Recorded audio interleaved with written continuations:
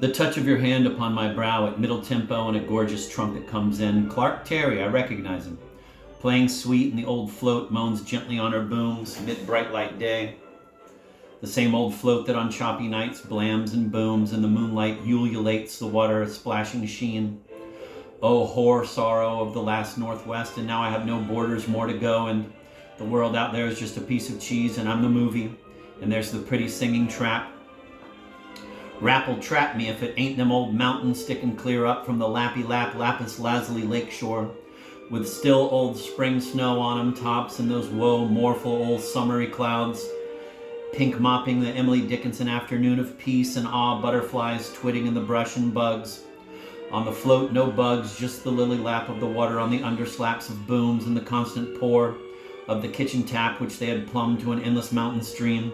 So let it run cold all day, so when you need a glass of water, there it is, tune in, sunshine, hot sun drying my socks on the hot warped deck, and Fred's already given me a new old pair of shoes to get down on, at least to a store in concrete to buy new shoes. I've hangled their nail points back into the leather with big Forest Service tools in the tool house barge, and they'll be comfortable with the big socks. It's always a triumph to get your socks dried, to have a fresh pair, in mountains and war. Angels in desolation, visions of angels, visions of desolation, desolation angels. And by, here he comes, old Fred in the boat, and I see the little puppet figure beside him a mile away. Pat Garton, the Crater Mountain lookout, back gasping glad, just like me. Boy from Portland, Oregon, and all summer long on the radio we've exchanged consolements. Don't worry, it'll soon be over. It'll even be October soon. Yeah, but when that day comes, I'm going to fly down that mountain, Pat had yelled. But unfortunately, his pack was too heavy. Almost twice as heavy as mine, and he'd almost not made it and had a logger, kind man, carry his pack for him the last mile down to the creek arm. They bring the boat up and tie the little rope bit, which I like to do because I used to do it with vast hemp cables around freighter bits as big as my body. The big rhythmic swing of loops with a little bit, it's fun too. Besides, I want to look useful, still getting paid today. They get out, and from listening to his voice all summer, I look at Pat and he looks like somebody else. Not only that, but soon as we're in the kitchen and he's walking beside me, suddenly I get the eerie feeling he's not there, and I take a good look to check. For just an instant, this angel has faded away. 2 months in desolation will do it, no matter what mountain's your name. He'd been on Crater, which I could see right on the hem of an extant volcano, apparently. Snowbound and subject to all the storms and shifts of wind flowing from any direction down there along the groove of Ruby Mountain and Sourdough. And from the east and from my north, he'd had more snow than me, and coyotes howling at night, he said, and was afraid to go out of his shack at night. If he'd ever feared the green face in the window of his Portland suburban boyhood, he had plenty masks up here to mince in the mirror of his night-hooling eyes, especially foggy nights when you might as well be in Blake's howling void or just an old-time 30s airplane lost in the ceiling, zero fog. Are you there, Pat? I say for a joke. I'll say I'm here and I'm ready to go, too. You? All set. We got another stretch of trail to make down the dam, though. Damn. I don't know if I can make it, he says honestly, and he's limping. 15 miles since sunup before sunup. My legs are dead. I lift his pack and it weighs 100 pounds. He hasn't even bothered to discard the 5 pounds of Forest Service literature with pictures and ads. It's all stuck in his pack. And on top of that, a sleeping bag under his arm. Thank God his shoes had bottoms. We eat a jolly lunch of old pork chops reheated, wailing at butter and jam and things we didn't have, and cup after cup of strong coffee I made. And Fred talks about the McAllister fire. Seems so many 100 tons of equipment were dropped in by plane and all strewn over the mountainside right now. Ought to tell the Indians to go up there and eat, I think to say, but where are the Indians? I'm never going to be a lookout again, announces Pat, and I repeat it. For then, Pat has an old crew cut that's all overgrown from summer, and I'm surprised to see how young he is, 19 or so. And I'm so old, 34. It doesn't disturb me, it pleases. After all, and old Fred is 50, and he doesn't care, and we fare as we fare and part forever as we part, only to come back again in some other form as form. The essence of our 3 respective beings has certainly not taken 3 forms. It just passes through, so it's all God and we the mind angels. So bless and sit down. Boy, I say, tonight I'm getting me a few beers or a bottle of wine and sit by the river. I don't tell them all this. Pat doesn't drink or smoke. Fred has a snort every now and then. On the way up in the truck 2 months before, old Andy'd uncorked his quart of Marble Mount bought blackberry 12% wine, and we'd all slupped it under before New Halem at least. At that time, I'd promised Andy I'd buy him a great quart of whiskey in gratitude, but now I see he's somewhere else up on Big Beaver with the pack. I sneakily realize I can sneak out of all this without buying Andy that $4 bottle. We get our things together after a long talk at table. Fred putt-putts the boat down past the resort floats, gasoline pumps, boats, rooms for rent, tackle and gear down to the big white wall of Ross Dam. I'll carry your pack, Pat, I offer, figuring I'm strong enough to do it. And I won't give it a second thought because it says in the diamond cutter of the wise vow, my Bible, the Vajra Shadika Prajna Paramita, which was supposed to have been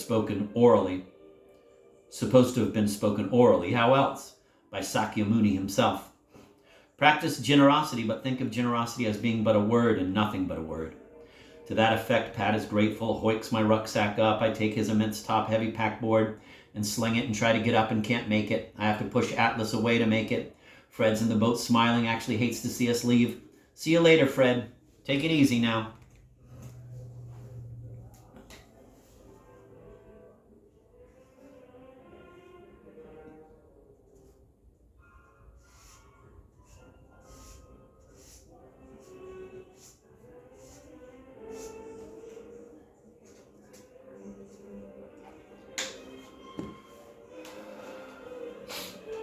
We start off, but right away there's a nail in my flesh, so we stop at the dam trail and I find a little piece of fisherman's cigarette pack and make a bulge in my shoe and we go on.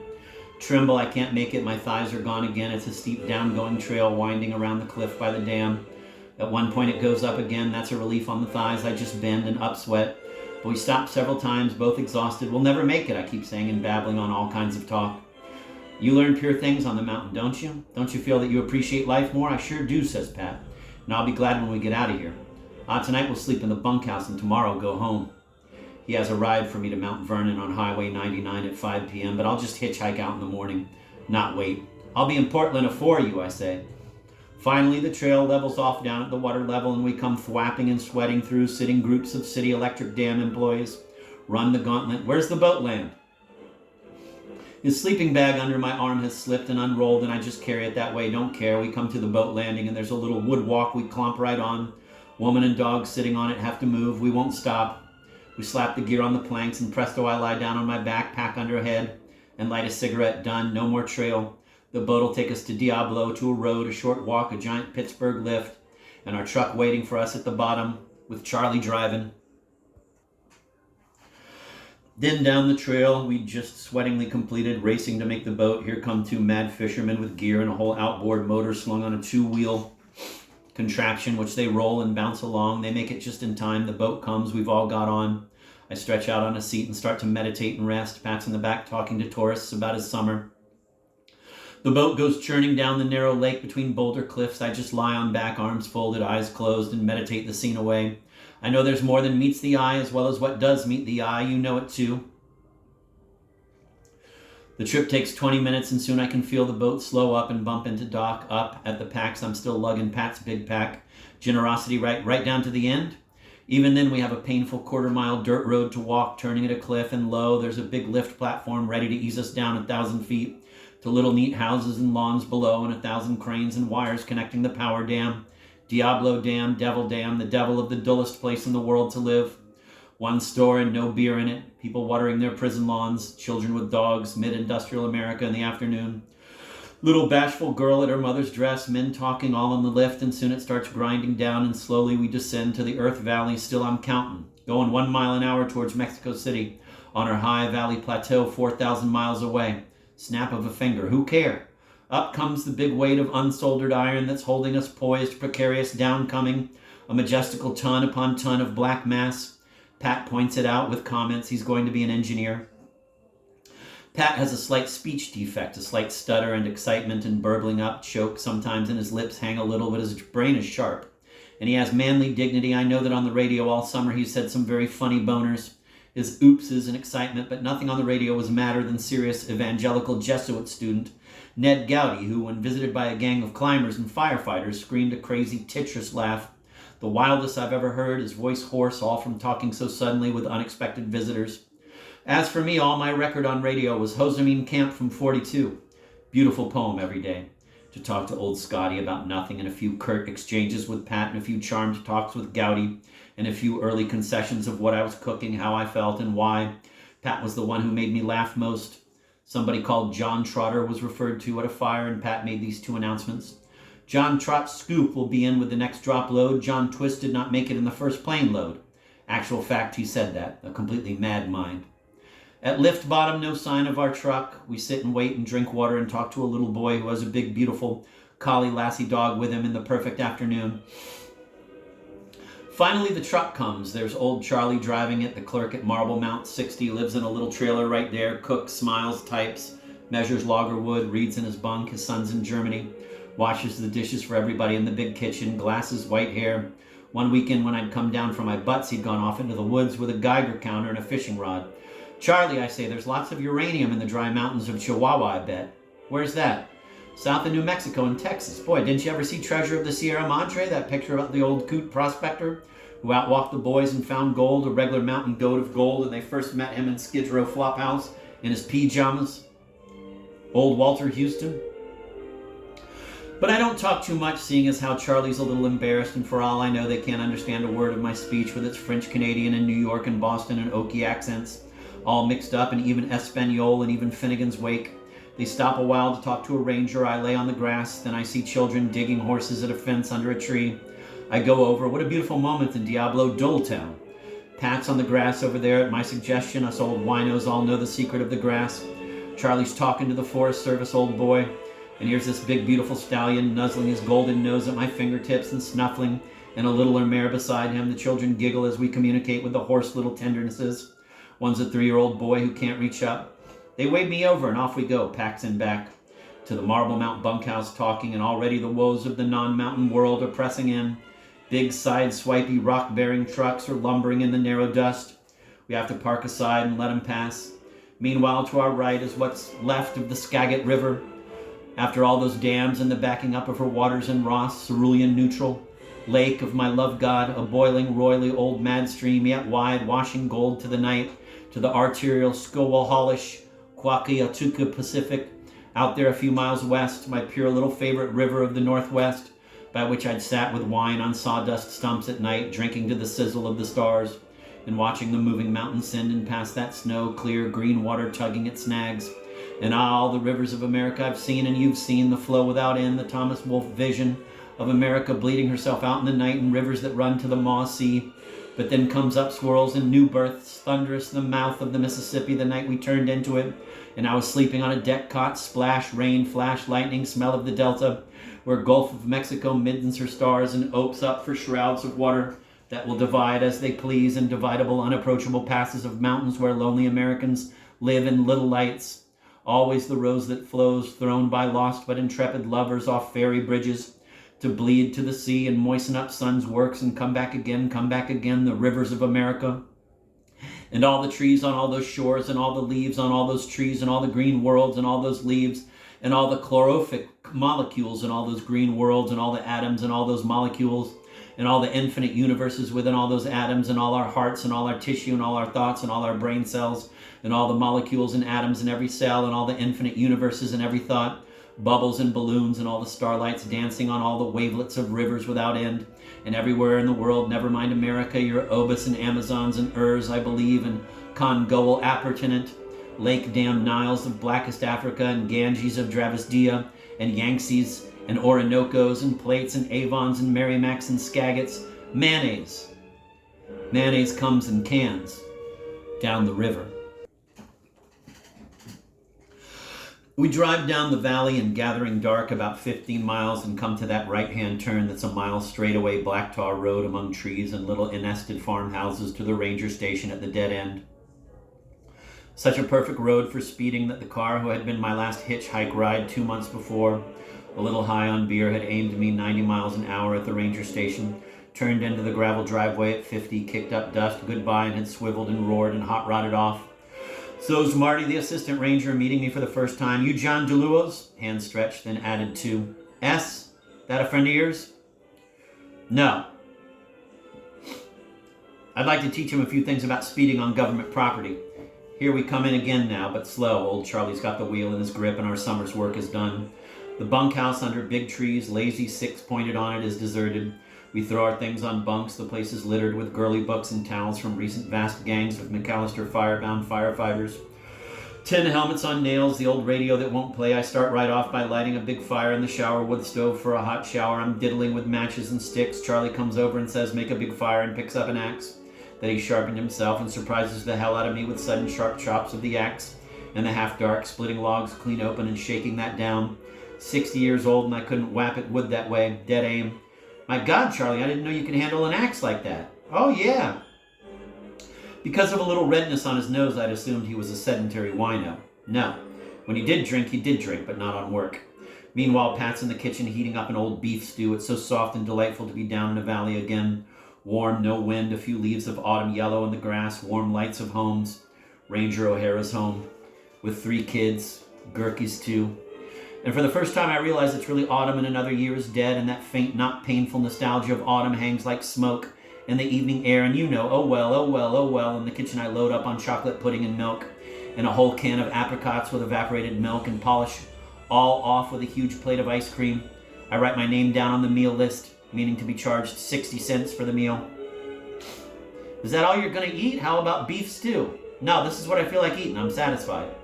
Charlie eats too. My checks for several $100s are in the night-closed office. Charlie offers to get them for me. No, I'll only end up spending $3 on beer at the bar. I'll make a quiet evening of it. Take a shower, sleep. We go to Charlie's trailer for a brief sitting visit. It's like folks visited in some Midwest farm kitchen. I can't stand the boredom of it. I go to take my shower.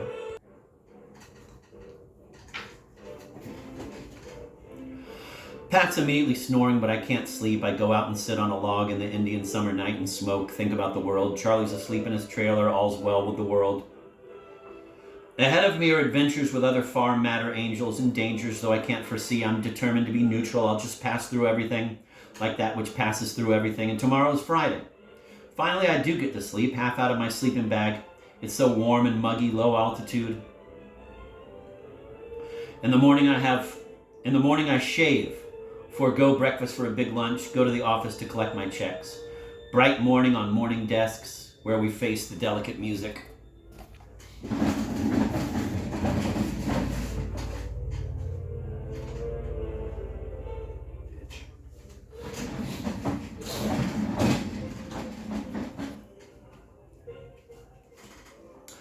The boss is there, big, kind, tender O'Hara with a beaming face who nods and says pleasant. Charlie's at the desk, befuddling over forms as forever. And here comes Assistant Ranger Girk, wearing since the fire when he had his comeuppance, logger overalls with the traditional suspenders and a blue washable shirt and cigarette in his mouth, coming to office morning work and eyeglasses neat and trim, and just left his young wife at breakfast table, says to us, well, it didn't do you no harm, meaning we look all right even though we thought we were dead. Pat and they shovel me out big checks to go roam the world with. I hobble down 1.5 miles to town in shoes stuffed with wrapping paper and pay my $51.17 store bill for all summer's eats, and then post office where I mail debts, ice cream cone and latest baseball news on a green chair by the grass. But the paper is so new and clean and print fresh I can smell the print and it makes my ice cream sour. And I keep thinking of eating the paper, which makes me sick. All that paper, America makes one sick. I can't eat paper. All the drinks they serve are paper. And the supermarket doors open automatically to ballooned bellies of pregnant shoppers. The paper is too dry. A jolly salesman goes by and says, can you find any news in there? Seattle Times. Yeah, baseball news, I say, licking on my cream cone, ready to start hitchhiking down across America. Hobble back to bunkhouse, past barking dogs and Northwest characters sitting in doorways of little cottages talking about cars and fishing. I go in the kitchen and heat me a 5-egg lunch, 5 eggs and bread and butter, that's all. For Jism for the road, and suddenly in come O'Hara and Marty saying there's just been a report from Lookout Mountain of a fire, and will I go? No, I can't go. I show them my shoes. Even Fred's shoes are pitiful answers. And I say, my muscles couldn't take it, and my feet, over small rocks, to go looking for what probably was not a fire at all, but just a smoke reported by reportingist Howard on Lookout Mountain, and it's just industrial smoke. In any case, I can't feature it. They really urge me to change my mind. I can't. And I'm sorry when they leave, and I go limping to my bunkhouse to take off. And Charlie yells from the office door, hey Jack, what you limping about? Which kicks me off, and Charlie rides me to the crossroads and we exchange pleasant farewells, and I go around the car with my pack and say, here I go, and thumb the first car passes, which doesn't stop. To Pat, to whom I just at lunchtime said the world's upside down and funny and it's a crazy movie, I say, so long, Pat, see you sometime. Hasta la vista. And to both of them, adios. And Charlie says, drop me a card. A picture card? Yeah, anything, because I've arranged to have final checks forwarded by mail to Mexico. So later at the bottom of the world, I did send him an Aztec redhead dress postcard that I can see being criticized and laughed at by all three, Girk, O'Hara, and Charlie. They got them down there too, meaning the Indian faces. So long, Charlie, and I never found out his last name. I'm on the road. After they go, I walk a half mile to go round the bend and be out of sight. When they come back, here comes a car going the wrong way but stops. In it's Phil Carter, the regular man on the boat on the lake. Good old Okie soul, as sincere and as white as the ranges to east. With him's riding an 80-year-old man who glares and stares at me with lighted eyes. Jack, good to see you. Here's Mr. Winter, the man that built the cabin on Desolation Peak.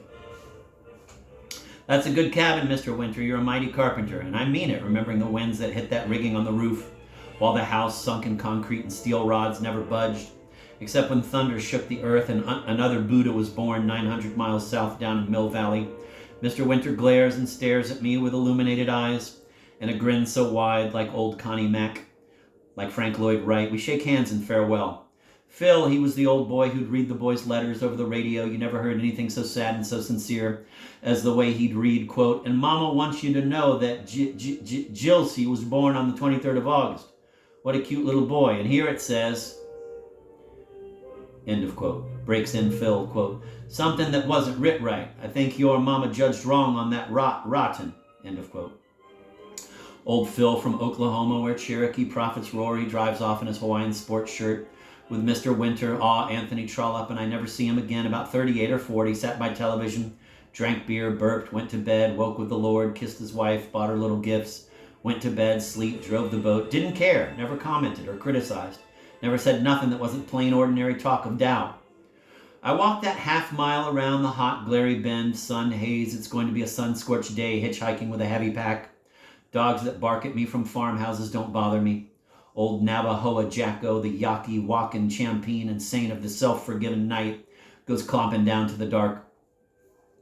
Safe around the bend so Pat and Charlie won't laugh at me, and even maybe O'Hara and Gerke driving somewhere to see me there. They're all summer's lookout, standing desolate on an empty road, waiting for a 4,000-mile ride.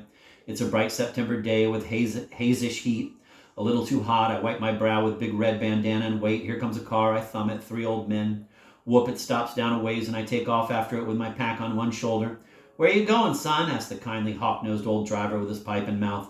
The other two are keenly interested. Seattle, I say. 99 Mount Vernon, San Francisco, all the way. Well, we can take you a ways.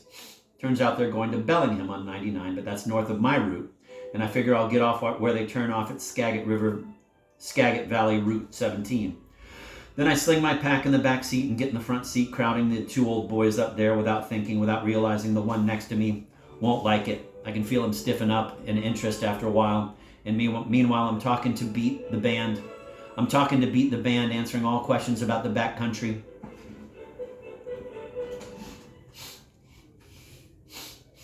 How strange, these 3 old buddies. The driver is the stolid, fair-hearted, willing one who has decided to abide by God, and they know it. Next to him's his oldest partner, also God straight, but not so keen on kindness and gentleness. A little suspicious of the all-around motive. Saw these angels in the void. Back seat is a 2-time regular card, meaning he's all right, but he's taken the back seat in life. To watch and be interested, like me. And so, like me, he's got a little bit of the fool in him, and a little bit of the moon goddess, too. Finally, when I say, there's a nice breeze blowing up there, to cap a long talk as Hawk-Nose veers the curves. None of them reply, dead silence. And I, young witch doctor, have been instructed by the 3 old witch doctors to keep silent, for nothing matters. We're all immortal Buddhas who know silence, so I clam up, and there's a long silence as the good car zings along, and I'm being ferried to the other shore of Nirmanakaya, Sambhogakaya, and Dharmakaya. Buddhas, all 3, really one, with my arm draped over the right-hand door, and the wind blowing in my face, and from sensation, excitement of seeing the road after months among rocks, I dig every little cottage and tree and meadow along the way. The cute little world God's whooped up for us to see and travel and movie in, the self-same harsh world that will wring our breath from our chests and lay us in deadened tombs at last, and us no complain Or better not, Chekhov's angel of silence and sadness flies over our car. Here we come into old concrete and cross a narrow bridge, and there's all the Kafkian gray cement factories and lifts for concrete buckets. A mile long into the concrete mountain, then the little American parked cars aslant of monastic countrified Main Street, with hot flashing windows of dull stores, 5 and 10s, women in cotton dresses buying packages, old farmers pitting on their haunches at the feed store and hardware store, people in dark glasses in the post office, scenes I'll see cleared down to the borders of Fellahin, Mexico, scenes I'll have to hitchhike through and protect my pack through. In Grants Pass, Oregon, 2 months before, fat old cowboy driving a gravel truck deliberately tried to run over my rucksack in the road. I pulled it back just in time. He just grinned. I waved at him to come back with my fist. Thank God he didn't see me. 'Twould have been, "He's in the jailhouse now. A fellow called Ramblin' Bob. Used to drink and gamble and rob. He's in the jailhouse now." And me, no escapee, with broad-brimmed cowboy desolate Mexicano hat, rolling cigarettes in the honky-tonk saloon, then fork a hoss and head for old Mexico, Monterey, Mazatlan preferably. The 3 old geezers bawl me down to outside Cedro Woolley, where I get off to hitch to 99. Thank them.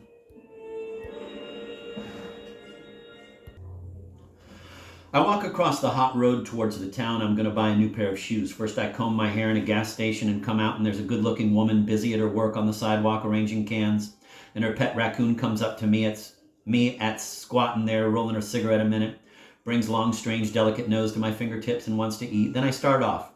Across the curving road is a factory plant. A guy on duty in there keeps watching me with great interest. Look at that guy with a rucksack on his back thumbing down the road. Where the hell's he going? Where's he coming from?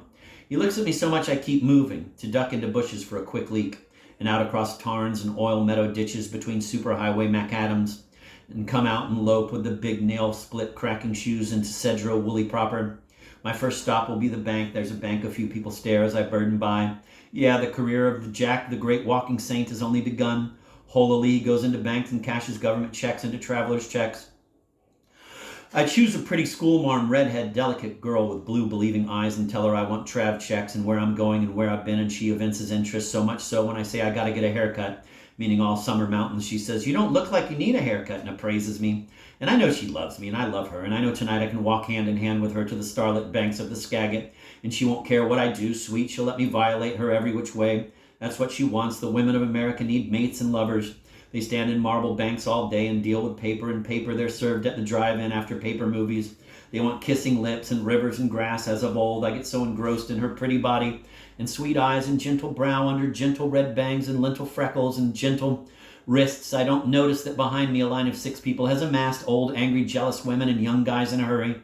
I pull out fast with my checks, pick up my bag and sling out. Take one look back. She's busy with next customer. Here's the time anyway for my first beer in 10 weeks. There's the saloon next door.